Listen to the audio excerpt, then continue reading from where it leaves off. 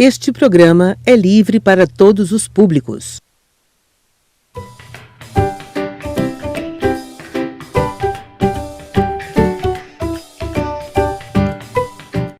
Boa tarde, estamos aqui de volta e hoje nós não vamos assistir aula de nenhum gênero textual. O que nós vamos fazer hoje é saber se vocês de fato aí em casa têm acompanhado e aprendido sobre os 3 gêneros que eu trabalhei com vocês. Quais foram os 3 gêneros que nós trabalhamos, quem lembra? Enquanto vocês vão pensando aí quais foram os gêneros, eu gostaria que vocês pegassem caderno, caneta, trouxessem para pertinho de vocês, porque nós vamos fazer uma atividade aqui. Essa atividade tem por nome Batalha dos Gêneros Textuais e vocês vão participar comigo. Eu vou dar tempo, vocês vão responder e nós vamos confirmar se vocês responderam corretamente, ok? Então vão aí rapidinho, peguem o caderno, peguem a caneta e vamos começar a fazer a nossa atividade interativa, certo? Vamos lá, pegar o caderninho de vocês. Olha aí, trouxe para aqui uma casinha toda de máscara. Fique em casa, que é o nosso lema de todas as aulas, para que vocês continuem em casa, assistindo às nossas aulas, estudando, pesquisando. Acho que todo mundo já pegou, não é? Batalha dos Gêneros Textuais, com a professora Maria Moraes. Tem aqui para vocês uma perguntinha. O gênero do texto é... Esse texto ele tá pequeno, mas não se preocupem que eu farei a leitura para vocês e vocês vão rapidinho responder e acertar. Tem aqui, São Paulo, 7 de agosto de 2006. Queridas crianças, hoje é um dia muito importante para nós que trabalhamos na fábrica de brinquedos Dindim. Não fiquem curiosos, nós vamos contar o que aconteceu. Conseguimos inventar um brinquedo que há muito tempo estávamos imaginando. Ele pode ser usado por todas as crianças, ricas, pobres, pequenas, grandes, alegres, tristes. Esse brinquedo foi pensado durante muito tempo e só agora conseguimos terminá-lo. Ficou muito bonito, vocês vão gostar. Nós temos certeza disso. Um abraço e um beijo, trabalhadores da fábrica de brinquedos Dindim, Mateus. E aí eu pergunto para você aí, qual é o gênero desse texto? Vamos pensar? Esse texto, ele é uma autobiografia? Esse texto é uma carta? Esse texto é um depoimento? Ou esse texto é uma biografia? Pensem aí, vamos responder. Vou dar uma aqui de Dora Aventureira, vou dar um tempinho aí, vocês vão pensar e responder e vamos ver se vocês acertaram. Para quem disse que o gênero do nosso texto é carta, acertou. Eu tenho aqui um gênero textual carta, como nós vimos na nossa aula, aí na nossa primeira aula, segunda, não lembro direito. A nossa carta, ela tem o quê? Quais são os elementos, as características de uma carta? Ela vem com o local, a data, o ano, com a saudação, com o conteúdo da carta e depois com a despedida e a assinatura. Então eu tenho aqui presente todos esses elementos. Então você aí em casa que disse que o gênero textual era carta, vocês acertaram e estão de parabéns. Vamos para mais uma pergunta, ainda sobre esse gênero textual.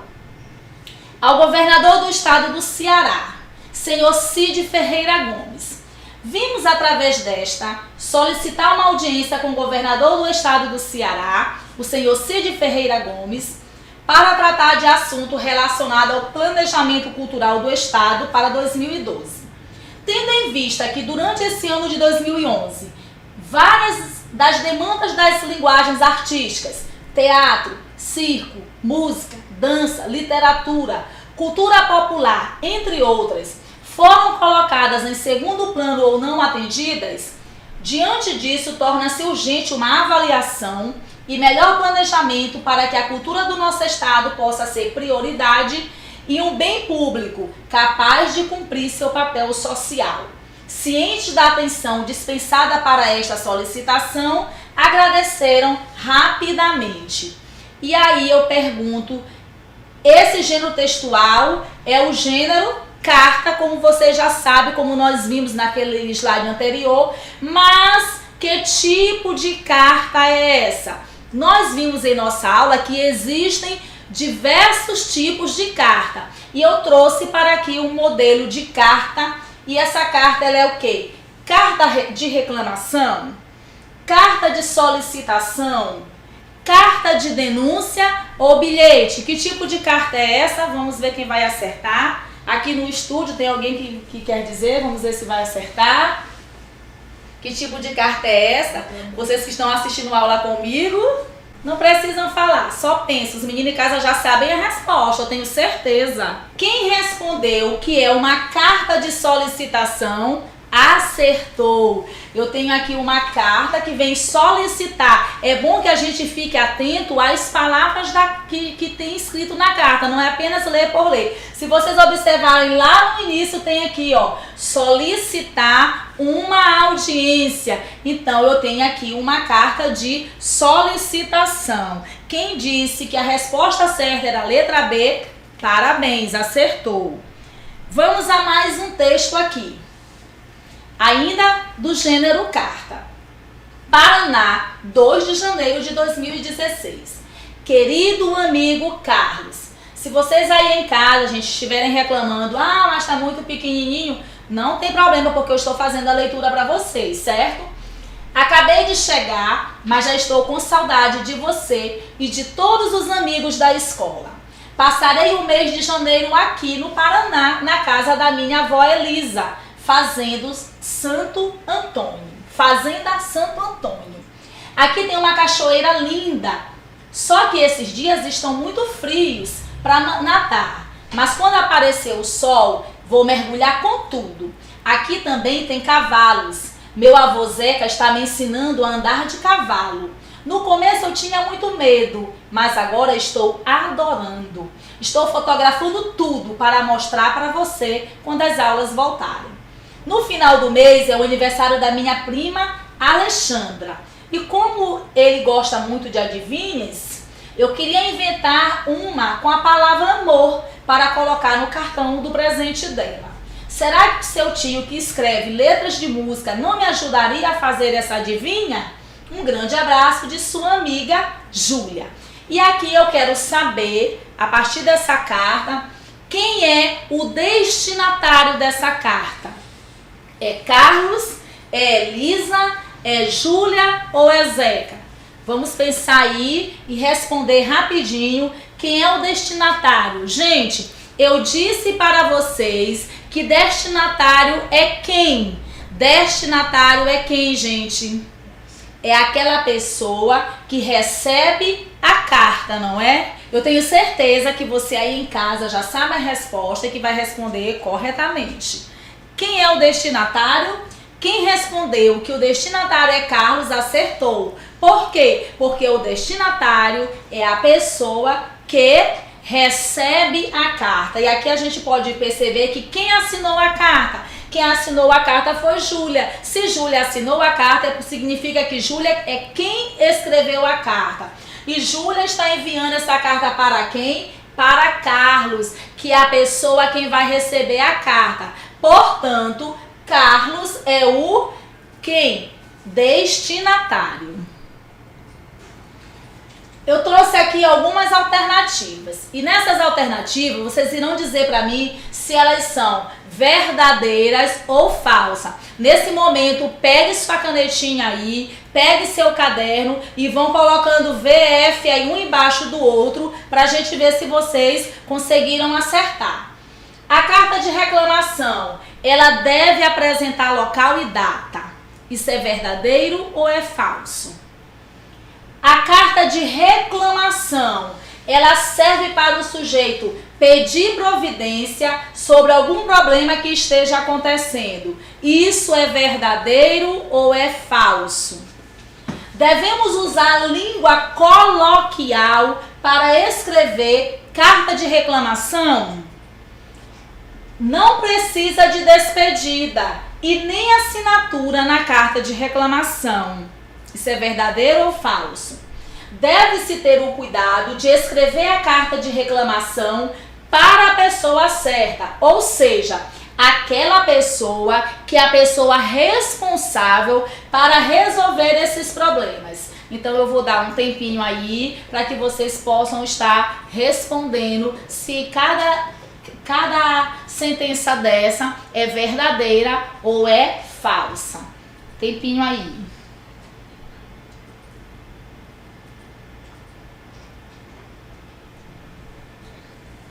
Quando eu estava lendo, eu tenho certeza que vocês já estavam respondendo, não é? Então vamos lá. Olha só. A carta de reclamação deve apresentar local e data? Sim. Toda e qualquer carta, dentro da sua estrutura, elas precisam conter o local e a data. Quem colocou o verdadeiro, ó, beleza, acertou. A carta de reclamação serve para o sujeito pedir providência sobre algum problema que esteja acontecendo? Certo, quem colocou verdadeiro acertou. Então, eu vou fazer uma reclamação, eu vou pedir providência para esse problema. Eu estou reclamando algo, então eu quero providência para esse determinado fato. Devemos usar a língua coloquial para escrever a carta de reclamação? Não, gente. Se eu vou fazer uma carta de reclamação, certamente é para uma entidade, certamente é para uma outra pessoa em que eu vou solicitar algo para o meu bairro, para o meu emprego, certo? Não é aquela carta pessoal. E ainda assim, nós vamos usar nesse caso a língua culta. Não posso usar jamais língua coloquial ao escrever uma carta de apresentação. Quem escreveu falso, beleza. Não precisa de despedida e nem assinatura na carta de reclamação. É claro que essa resposta, gente, é falsa. Se eu vou reclamar de alguma coisa, eu tenho que me identificar. A não ser que eu vou fazer uma denúncia anônima, daquelas que a gente faz pelo telefone. Mas se eu vou fazer uma carta de reclamação, eu preciso me identificar, eu preciso assinar, certo? E eu preciso colocar também lá a minha despedida. Então essa resposta é falsa. Deve-se ter o cuidado de escrever a carta de reclamação para a pessoa certa, ou seja, aquela que é responsável para resolver o problema. Essa resposta também é uma resposta verdadeira, porque se eu vou reclamar de alguma coisa, eu tenho em mente já para quem eu irei reclamar. Então eu não posso fazer uma carta de reclamação sem que eu saiba para quem é que de fato eu irei reclamar. Eu tenho que saber para quem e eu tenho que escrever e endereçar para a pessoa correta. Então, você aí em casa que colocou VVFFV, ó, parabéns, acertou. Outra questão. Florzinha singela, esses seus cabelos loiros enfeitiçaram vorozmente um coração sedento e puro e sentimentos anteriores. Eu não tenho aqui uma carta, mas eu tenho um trecho de uma carta, certo? O que eu quero que vocês me digam é se esse texto, ele é um exemplo de que tipo de carta. Quando eu leio isso aqui, automaticamente eu vou conseguir responder. Isso daí é o trecho de uma carta familiar, amorosa, crítica, doutrinária ou comercial? A que carta esse trecho pertence? Vamos pensar aí e vamos responder. 2 minutinhos, o pessoal aqui já sabe, gente, que tipo de carta é essa? Ó, o povo aqui já sabe. Vamos ver se vocês vão acertar aí também. Vamos lá? Amorosa. É claro que esse trecho aqui, ele pertence a uma carta amorosa. Quando eu digo florzinha singela, coração sedento, eu estou falando aqui de uma carta amorosa. Muito bem, vamos ao próximo. Quais os elementos essenciais na carta? O que a minha carta ela precisa conter lá na sua estrutura? Letra A, remetente, local e data, destinatário, vocativo e despedida. Letra B, destinatário e vocativo. Letra C, local e data e saudação. E letra D, palavra que inicia o contato. Lá na minha carta eu tenho que ter quais elementos? Os elementos da letra A, da letra B, da letra C ou da letra D. Vamos ver o que vocês colocaram aí. Quem respondeu que a letra A é a resposta correta, ó, acertou. A minha carta ela tem que ter o remetente, que é quem? Sou eu quem envio a carta. A minha carta tem que ter local e data. Rosário, 29 de junho de 2020. A minha carta tem que ter vocativo, que é aquela saudação que você faz lá em cima. Querida Maria, certo? Meu amor, meu gatinho, minha gatinha, certo? Então a minha carta tem vocativo. E também na minha carta tem que ter despedida, ainda que tenham outros elementos que nós vimos lá. Só que dentre essas opções aqui, essa é a resposta correta. Eu preciso colocar lá na minha carta a minha despedida e eu posso estar assinando ou não, dependendo de qual tipo de carta eu esteja escrevendo. Então, quem colocou que os elementos são os elementos da letra A, ó, Palminhas acertou. O gênero desse texto aqui, olha só, o texto é massa de pizza. Ingredientes: 2,5 xícaras de farinha de trigo, 1 colher de sopa de fermento para pão, 3/4 de xícaras de leite morno, 1/4 de xícara de óleo ou azeite, 1 pitada de sal. Modo de preparo: dissolva o fermento no leite morno, acrescente aos poucos a farinha de trigo, o sal e o óleo. Abra a massa e deixe descansar até crescer. Asse por 15 minutos antes de colocar o molho de tomate e o recheio. Rendimento: 8 porções. Então, gente, eu tenho aqui um texto para vocês e esse texto pertence a qual gênero? Bilhete. Eu tenho aqui um bilhete. Carta. Isso aqui é uma carta. Poema. Isso aqui é um poema ou receita culinária? Vamos lá. Esse daí eu sei que todo mundo já sabe a resposta. Vamos lá. Receita culinária. Olha só, a minha receita tem o título, tem os ingredientes, tem o modo de preparo e tem uma informação adicional que eu falei naquela nossa aula sobre carta, que poderia haver também informações adicionais na minha receita, como rendimento, calorias, decoração. Então, quem respondeu aí em casa, receita culinária, parabéns, acertou. Ainda usando o mesmo texto, eu pergunto para você: em quantas partes o texto acima está dividido?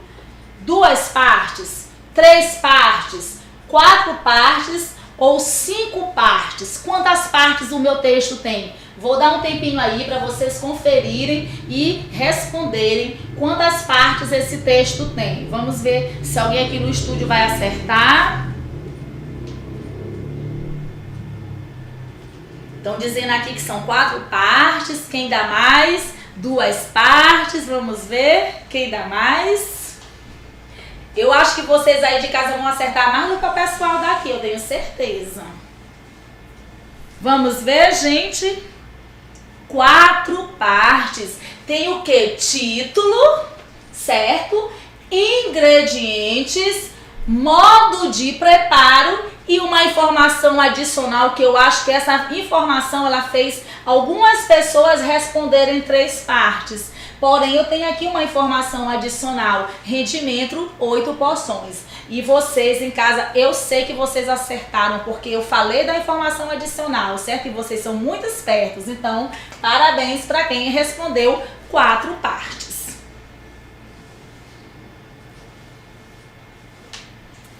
A receita culinária, ela é um exemplo de texto, o quê? Lá na nossa primeira aulinha, quando eu falei de gêneros textuais, eu também falei de tipo textual, certo?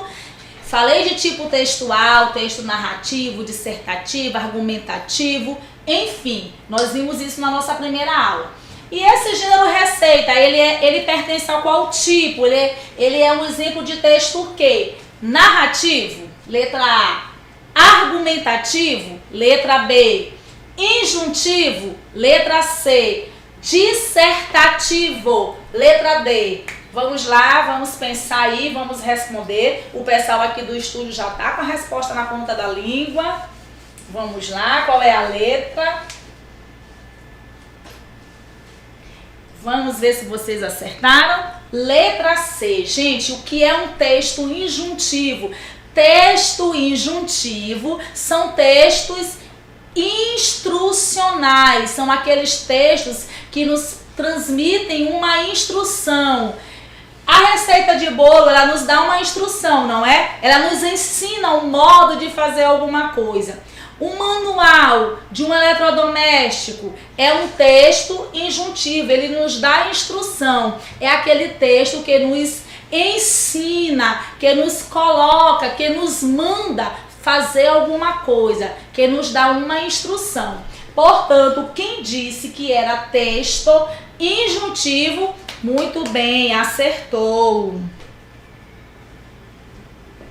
Agora, gente, dentro da receita culinária, nós também temos algo que nós chamamos de ingredientes.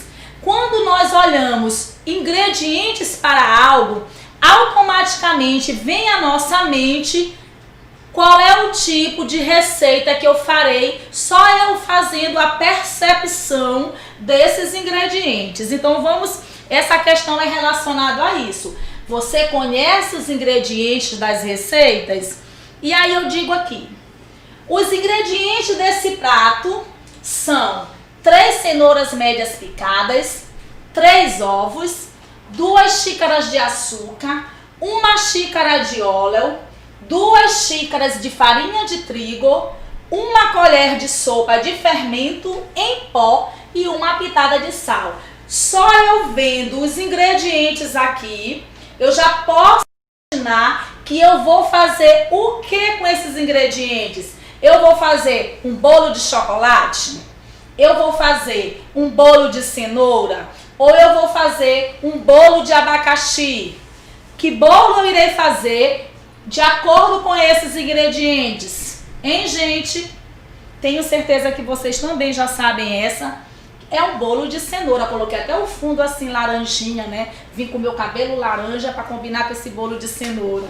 Certo? Então, nós temos aqui, quem colocou o bolo de cenoura, parabéns. Eu tenho certeza que tem aluno aí que ainda não errou nenhuma. E se você já errou alguma, não fique triste. Vamos treinar depois lá no YouTube. Tenho aqui para vocês uma receita de massa de panqueca. 2 xícaras de farinha, 1 ovo, 1 colher de sopa. Eu não vou ler a receita porque o objetivo da pergunta não é relacionado ao texto da receita, certo? Mas eu tenho uma receita de panqueca. Essa receita aqui de panqueca, ou qualquer outra receita de culinária, ela serve para quê? Para orientar o preparo de alimentos, para indicar quais remédios um paciente deve tomar, ou para mostrar como se monta um brinquedo. Hein, gente? Essa receita de panqueca aqui, ela vai servir para quê?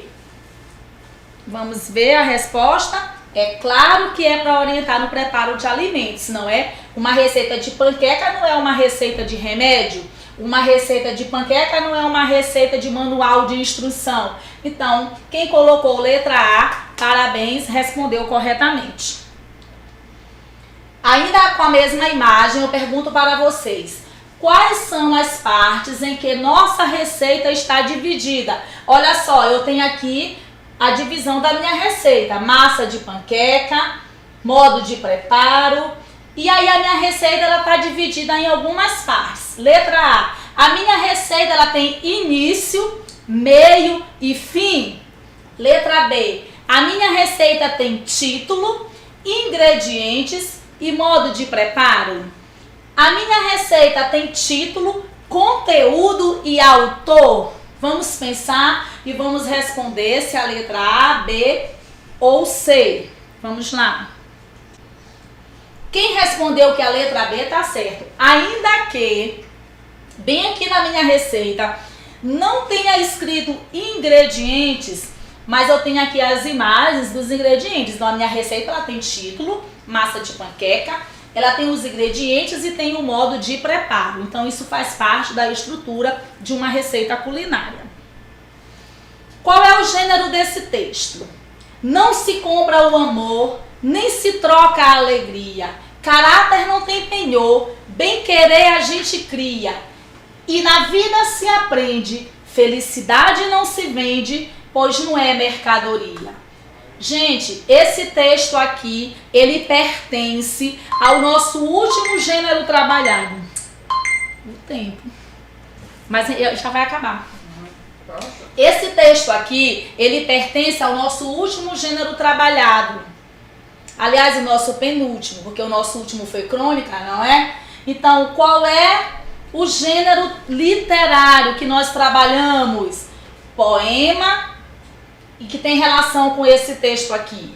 Bilhete, cordel ou canção? Letra A, letra B, letra C ou letra D? Qual é o gênero literário que esse texto pertence? Vamos responder. Vamos aí em casa. Deixa eu ver se vocês acertaram. Quem respondeu cordel, a resposta está correta. Nós temos aqui o cordel e nós vimos na aula sobre o gênero que o cordel ele precisa ser rimado, que ele tem toda essa questão aí das rimas, que ele fala do cotidiano. Então, quem colocou o cordel, a resposta está correta. De acordo com a xilogravura é essa imagem que nós vimos na nossa aula, né, o que era uma xilogravura. Isto é, uma gravura talhada em madeira, assinale a alternativa correta. Então, de acordo com essa imagem aqui, isso aqui é uma xilogravura, que a xilogravura é uma espécie de carimbo, não é? Que eram feitos cordéis na época. Então, de acordo com isso, nós podemos afirmar que, letra A, esta arte, o cordel, não se configura como literatura, pois trata-se de uma manifestação oral. Letra B, o cordel, arte em xilogravura, não se configura como expressão literária. Letra C, a arte da xilogravura antecipa a escrita literária e ainda faz parte do conjunto que se denomina de literatura de cordel. E letra D, a arte pode ser encantadora, faz parte da cultura popular nordestina, mas não se reconhece como arte literária. Então, de acordo com os nossos estudos sobre cordel, o que a xilogravura ela traz para nós a respeito do cordel. O que vocês responderam aí? Vamos lá. Quem respondeu a letra B está correto, gente. Olha só, vamos por eliminação. Na letra A, diz que o cordel não se configura como literatura. E eu mostrei para vocês na nossa aula que além dele se configurar, ele tem uma academia para ele mesmo, não é? Que é a Academia Brasileira de Cordel. Então, a xilogravura é sim uma literatura. A xilogravura, ela é sim uma expressão literária, então a gente já ia eliminando. E a letra D, ela quase que poderia ser resposta correta, mas ele diz no final que não se reconhece como arte literária. Então, por eliminação e também por saber, que eu sei que vocês sabem, a resposta correta é a letra C. Quem colocou letra C tá aí, ó, vibrando, porque acertou essa questão, que foi uma das questões até aparentemente mais difíceis da nossa batalha dos gêneros textuais. Em qual região brasileira o cordel foi destacado? Lá na nossa aula nós vimos que tem uma região que o cordel assim se espalhou rapidamente e que até hoje ele faz a sua fama. Então no Brasil nós temos várias regiões e em todas elas o cordel ele é conhecido, mas tem uma região que ele tem mais destaque. Que região é essa?